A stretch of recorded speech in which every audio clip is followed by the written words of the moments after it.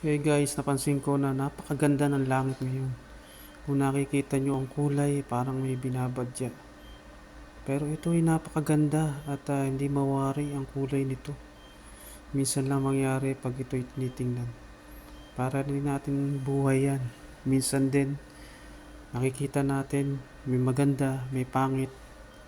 Pero sa bandang huli, makikita rin ang kagandahan nito. Pansinin nyo ang langit. Sobrang ganda. Nakakatanggal ng mga problema, stress, pag tinititigan mo ito. Sana naman sa buhay natin maging ganyan din. Araw-araw maganda, araw-araw masaya, para lahat enjoy ang buhay. Walang masyadong iniisip, lahat masaya, lahat sama-sama. 'Di ba? Ganyan ang langit.